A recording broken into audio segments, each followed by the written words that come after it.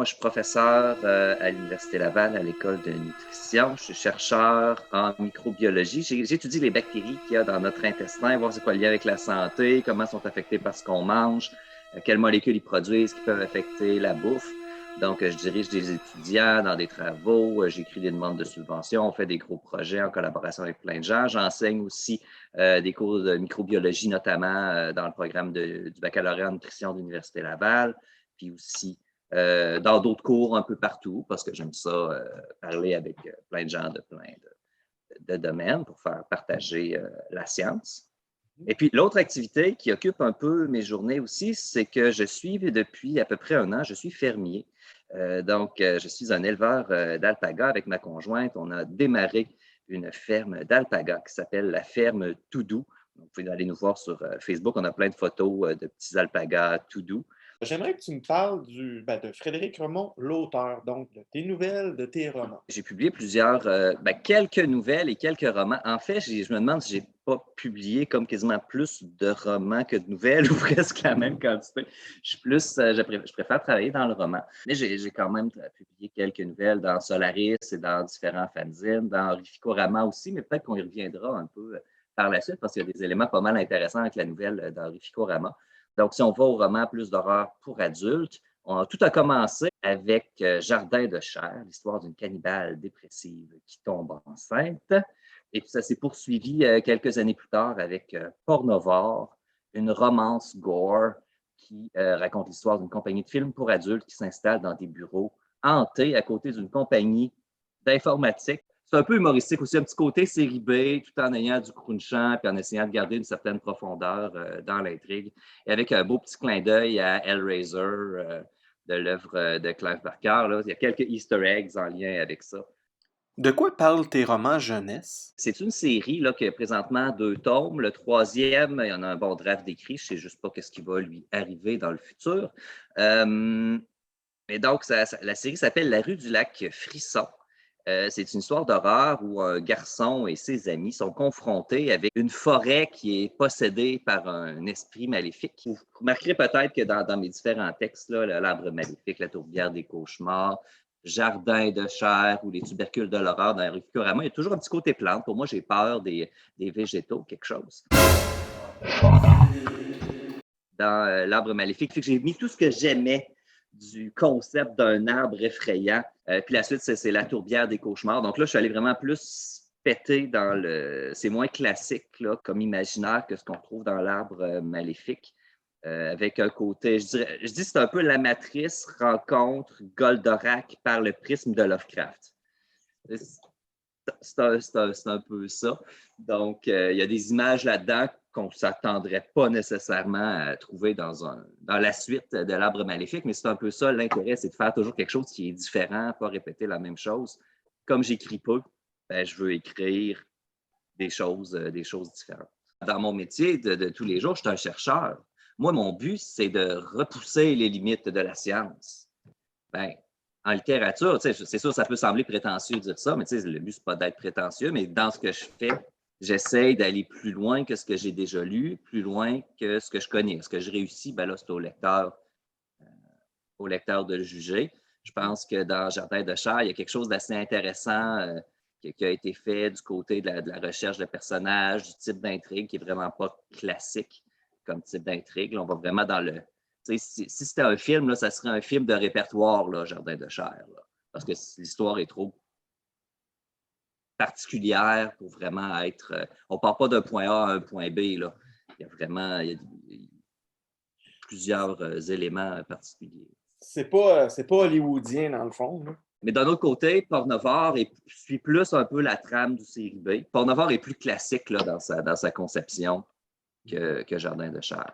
Depuis tantôt, tu compares un peu tes histoires à des films, bon, soit série B, cinéma de répertoire. Tout.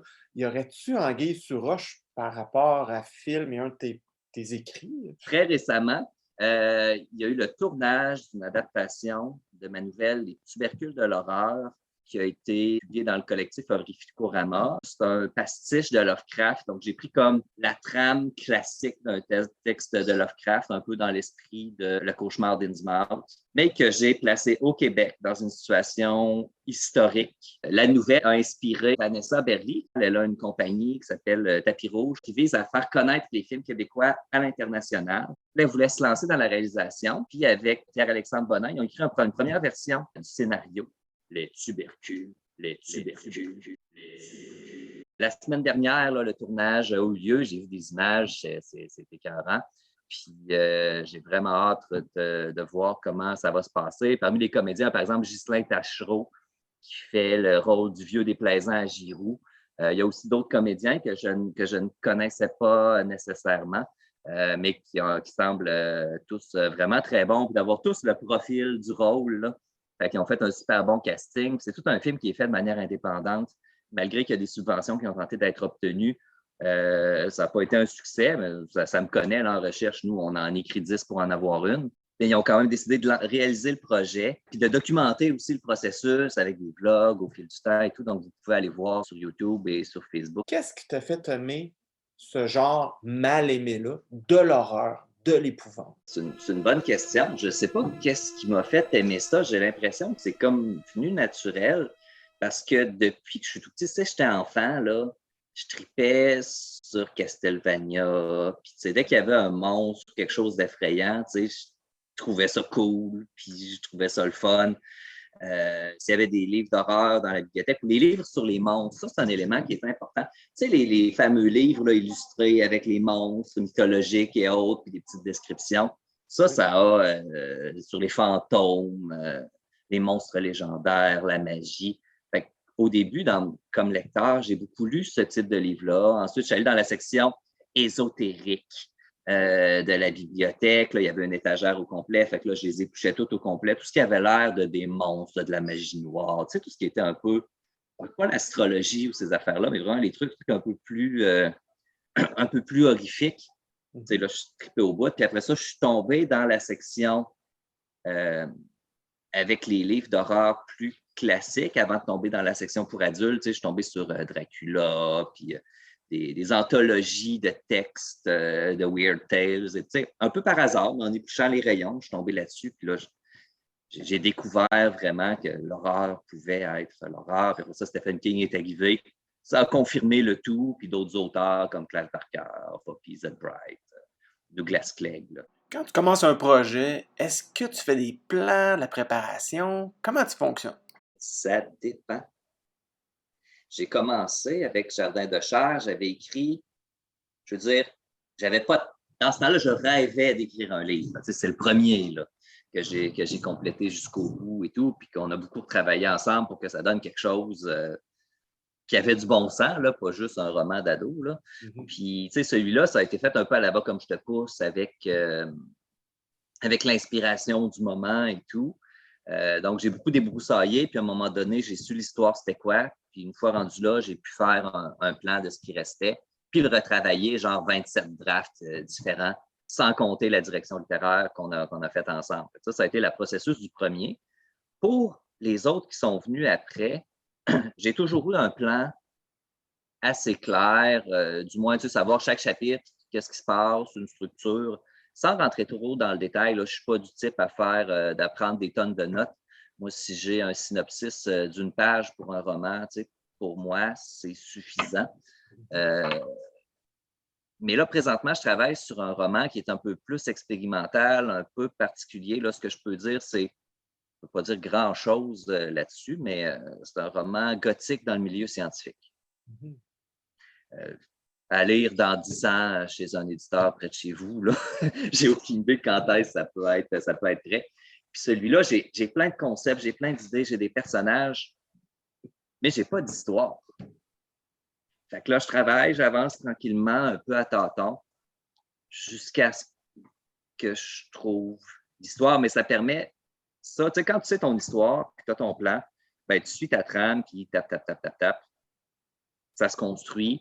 Je suis en train d'écrire une nouvelle en utilisant une approche comme ça. Puis, tu sais, quand je m'assis, ça avance un petit peu. Je sais où je m'en vais. Je sais à la fin où je vais arriver. C'est quoi mon de la fin. puis tout va bien.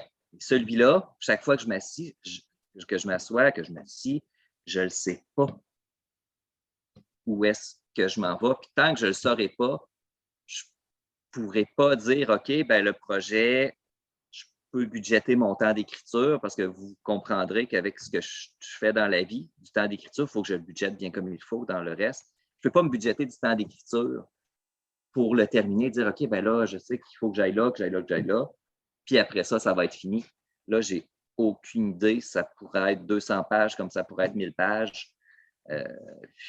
J'aime pas bien ça, travailler comme ça, mais d'un autre côté, j'ai l'impression qu'il y a de l'innovation qui peut sortir de travailler comme ça aussi. Donc, c'est vraiment un travail exploratoire. Ça fait du bien aussi de passer dans un autre projet où est-ce qu'on sait d'où on part, on sait où est-ce qu'on s'en va, puis que j'avais l'élément de départ que je voulais explorer avec ce texte-là, que je peux ensuite aller explorer. Ça, c'est ma nouvelle de vieille tante d'Abitibi que je veux écrire depuis un bout de temps. Parce que ma blonde avait des vieilles tantes en Abitibi, puis il y a beaucoup d'éléments super intéressants en lien avec ça. Mais tu sais, Pornovore m'était arrivé tout cuit dans le bec. Là, j'avais commis l'idée, puis il y avait une étincelle. Là, je travaillais. Le labo où j'étais, il y avait des bureaux dans un édifice à bureaux parce qu'on faisait surtout du travail informatique. Puis là, le bureau d'en face change. Là, il y a une nouvelle compagnie qui s'installe là. Puis là, moi, je m'étais dit, hey, imagine, là, c'est une compagnie qui filme pour adultes qui s'installe là. Qu'est-ce que ça ferait sur les gens de mes collègues qui sont tous un peu nerds, bizarres, là, puis tout. Fait que là, je revenais à mon bureau, puis j'ai écrit un synopsis. Du début à la fin. Bien sûr, il y a eu des choses qui ont changé un petit peu, mais tu sais, c'était pas particulièrement compliqué. J'avais l'histoire, la trame générale, puis à partir de ça, ben, j'étais capable de commencer à écrire ce roman-là. Qu'est-ce que tu dirais à un jeune auteur qui veut se lancer dans l'horreur? Je lui dirais, je pense, d'essayer d'aller explorer des éléments. Mais ça dépend ce que la personne entend par horreur. Est-ce qu'elle veut suivre une trame horrifique, mettons, style slasher? Dans ce cas-là, tu ne le travailles pas de la même façon. Est-ce qu'il veut explorer quelque chose qui le dérange? Est-ce qu'il veut plus travailler dans une ambiance horrifique? Est-ce qu'il veut aller dans le gore? C'est toutes des approches différentes, comme le projet sur lequel je travaille, le projet de longue haleine. C'est plus dans l'ambiance de l'horreur que je travaille sans aller nécessairement. Je ne pense pas qu'il va y avoir vraiment du gore. Je pense, on est loin d'une trame classique, il n'y aura pas de monstre classique là-dedans, bien qu'il pourrait y avoir des références et tout, là. Mais c'est ça, qu'est-ce qu'il veut faire? Est-ce qu'il veut aller pasticher quelque chose qu'il connaît, qu'il a apprécié ou qu'il trouve niaiseux, puis qu'il veut faire des blagues avec ça? Mais si son but, c'est d'effrayer, de faire peur, là, il faut qu'une des analogies que j'utilise des fois, c'est l'analogie des clés. On a tous nos serrures qui nous font peur, puis ça prend la bonne clé pour faire peur. Donc, il faudrait qu'il trouve la serrure que lui, il est comme à l'aise de travailler avec pour faire vivre des émotions aux gens puis leur faire peur. Et puis d'essayer de concevoir une clé qui est à son image pour tourner cette serrure-là. Puis ça, ben, ça vaut dans tous les cas, là. En travaillant vraiment sur l'humain, sur comment l'humain en tant que tel peut être monstrueux et horrifique, ou sur des monstres, puis juste le fait d'avoir peur de se faire courir après par un zombie dans le centre-ville d'une ville désaffectée. Là, Ça m'amène à parler de Frédéric Raymond, l'éditeur, donc éditeur de la Maison des Viscères. On l'a fondé autour de 2009-2010. C'est avec Alamo Saint-Jean, qui est un autre acteur là, du milieu SFFQ, qui est beaucoup impliqué dans la revue Brin d'Éternité. C'est ça, on est arrivé au constat qu'en horreur au Québec, il ne se publiait pas grand-chose. Puis ce qui se publiait était plus ou moins assumé comme étant de l'horreur. Il y a certains types d'horreur qui sont vraiment assumés, qui ne sont pas parodiques, qui sont vraiment, tu sais, oui, tu as comme l'approche un peu Stephen King ou Patrick Sénécal, mais tu as une autre approche à l'horreur qui est un peu plus dure peut-être, puis un peu plus qu'on ne sait pas trop à quoi s'attendre. là-dedans, qui est peut-être un peu plus loin des clichés. Puis, tu sais, ça, c'est quelque chose qu'on voulait, qu'il n'y avait pas vraiment au Québec, qui a un petit peu de nos jours. Il y a certains auteurs qui le font, mais ce n'est pas la première approche que les gens ont en général à l'horreur. Moi, c'est cette horreur-là que j'aime. On a publié une première anthologie qui s'appelle Agonie, à laquelle tu as participé. Puis le but, c'était vraiment de dire, OK, l'horreur québécoise peut frapper fort, puis elle peut avoir plusieurs formes. Regardez le livre, là, vous voyez ça, vous le savez que c'est de l'horreur. Ensuite, on a publié plusieurs autres anthologies, Exode, Bizarro, Écorché, ainsi que le roman de Frédéric Durand, 15 croix pour le lys rouge, qui est un hommage au slasher à la sauce tout à fait québécoise. On a publié vraiment plusieurs auteurs. Une chose que Jean Petitgrou dit pour définir l'horreur, il dit que pour lui, c'est une couleur qu'on ajoute par-dessus. Je ne suis pas d'accord à 100%, mais il y a une partie de ça qui est vraie, puis c'est une façon de le définir, qui peut être utilisée dans bien des cas. Moi, l'horreur qui m'intéresse plus, c'est celle où l'horreur est au centre, c'est le noyau, puis tout est construit autour de là. Mais ça fonctionne dans un roman policier d'avoir une couche d'horreur par-dessus. Moi, ce livre-là, il ne va pas venir me chercher, parce que vraiment, je n'aime pas beaucoup les romans policiers. Puis, c'est personnel. Puis, mais la petite couche d'horreur par-dessus pourrait plaire à des gens pour leur faire dire c'est un roman d'horreur. Mais alors qu'au fond, son âme, c'est une âme de roman policier. En tant que lecteur, qu'est-ce que tu recherches de... C'est sûr que ça a évolué au fil des années. Là, je suis rendu comme un monsieur, puis je suis peut-être plus... j'en demande plus. En fait, j'en demande différemment. Je ne demande pas plus de gore. Je demande plus de vrai. Tu sais, puis je demande beaucoup d'avoir des personnages qui sont vivants. Je demande beaucoup d'avoir de la subtilité dans comment la portion horrifique ou fantastique est apportée. Dans certains cas, je vais être très critique si c'est apporté un peu gros comme le bras, à moins que ce soit super assumé puis super bien fait. Tu sais, il y a beaucoup de nuances là-dedans.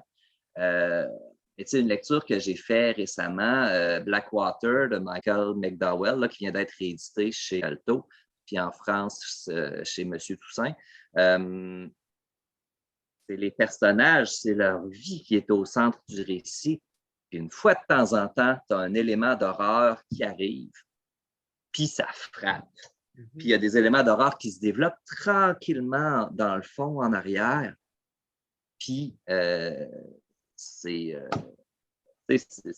se construit, puis c'est merveilleux. Là. Moi, je l'ai adoré, ce livre-là. Là. Je ne relis pas beaucoup les livres, mais celui-là, c'est possible que je le relise. Mais d'un autre côté, tu sais, des fois, des livres qui sont vraiment centrés sur l'horreur comme tel, avec du fantastique et tout, mais que c'est vraiment assumé, puis tu sais, il se prend au sérieux dans son horreur, puis c'est loin des clichés, bien là aussi, ça va venir me chercher, c'est pas autant de subtilité. Je suis en train de lire Le Signal de Maxime Chatham. C'est une sorte de roman inspiré de Stephen King. Ça se passe aux États-Unis, puis on a l'impression de lire une traduction de Stephen King. C'est quand même assez réussi là, dans ce sens-là. Mais la principale différence entre ce roman-là et Stephen King, c'est que King, ses personnages sont absolument vivants. Ils ont une profondeur. Oui, tu as l'histoire d'horreur et tout, mais le plus important dans un roman de King, c'est comment on s'attache aux personnages. Alors que dans le roman de Chatham, pas que ces personnages ne sont pas bien faits, ils se classent bien dans les romans en général en termes de personnages construits. Tu sais, c'est correct. Là, si je ne comparais pas à Stephen King, parce que la comparaison est trop évidente, j'aurais rien à dire de négatif à ces personnages, mais ils sont moins là que ceux de King. Tu sais, quand on fait la comparaison, on le sent. Ultimement, là, pour toi, c'est quoi une histoire? Si on demandait à ma plus jeune, là, elle dirait, ben, faut qu'il y ait quelque chose qui se passe. Tu sais, des fois, elle lit des textes, elle dit, ben là, il n'y a même pas d'histoire, il n'y a même pas de problème. ma définition n'est pas exactement ça, mais j'ai de la misère à faire une définition comme telle. C'est sûr que ça prend un début, un milieu et une fin. sais, j'ai lu tellement de types d'histoires, puis j'aime ça quand il y a de l'innovation dans la forme, dans l'histoire qui est racontée. Fait que je suis vraiment ouvert à différents formats. Mhm. Puis je vais avouer que présentement, là, j'ai comme un intérêt marqué pour les histoires qui parlent des histoires. Il y a le comic book Sandman de Neil Gaiman, dont le thème est clairement, un des thèmes principaux est clairement les histoires, qui est adapté sur Netflix présentement. Garochez-vous pour voir ça. C'est absolument excellent. L'adaptation est fidèle à l'os. Ensuite, sinon, dans le fantasy, tu as Le Nom du vent de Patrick Rothfuss. Je m'attendais à lire un roman de fantasy, puis finalement, oui, c'est un roman de fantasy, mais c'est un roman qui parle des histoires. Il y a des histoires dans des histoires dans des histoires. Puis, j'ai lu récemment The Starless Sea de Erin Morgenson, qui est plus proche du fantasy fantastique, mais je ne saurais pas trop comment le décrire. On n'est pas dans du fantasy avec des épées et de la magie, là. C'est le monde réel avec une espèce d'élément un peu parallèle, une autre dimension ou un monde dans le monde. Puis c'est aussi une histoire qui parle des histoires. Mhm. Ça me fascine, ces histoires-là. J'adore ça, en fait. Ceux qui nous écoutent, si vous avez des suggestions d'histoires qui parlent des histoires, mettez-les dans les commentaires. Mhm. Parce que ça me fascine. Euh, donc, une définition d'histoire. Les histoires peuvent prendre tellement de formes. C'est ça euh, la beauté de la chose. D'où tu vient ce besoin-là de raconter tes histoires à toi aux autres? C'est une bonne question. Je le sais pas. Je sais pas si c'est le désir de m'exprimer d'une certaine manière. Tu sais, des fois, quand on parle, on n'est pas toujours capable de dire le fond exactement de la nuance de ce qu'on veut dire. C'est extrêmement difficile, ça. Puis, si on regarde les réseaux sociaux, ça devient encore plus difficile là, d'exprimer de la nuance. Puis dans la vie, quand on parle, je me rends compte que des fois, ce que je voudrais dire, puis ce que je dis a l'air beaucoup plus noir et blanc que ce que je pense. Mhm. L'écriture permet d'aller chercher cette nuance-là qui est plus dure à aller chercher dans la vie. Puis d'un autre côté, tu as le côté créatif aussi qui doit sortir. Quand je joue par exemple, quand je joue à des jeux de rôle, là, Donjons Dragons et autres, j'ai joué plusieurs fois avec quelqu'un d'autre qui était le maître de jeu. Mais j'ai du plaisir pendant une session. Mais après ça, même si le maître est super bon, je m'ennuie un peu parce que j'ai pas beaucoup de possibilités d'exprimer tant de créativité que ça. Mhm. Tandis que, en tant que maître de jeu, ben là, je pouvais vraiment, sortir des histoires, sortir des idées, essayer des affaires. Souvent, quand on jouait, nous, c'était beaucoup humoristique. Fait qu'il y avait un petit côté humoristique un peu pété qui arrivait dans tout ça. Donc, le côté créatif aussi qui doit sortir quelque part. Ça sort du côté de la science aussi. Là. Vous ne méprenez pas un chercheur qui n'est pas créatif. Il est mieux d'aller faire une. En tout cas, ça va donner une carrière différente d'un chercheur qui est très créatif. Moi, je trouve ça beaucoup plus intéressant quand on peut se laisser aller un petit peu. Je dirais que c'est probablement un mélange de ces deux éléments-là.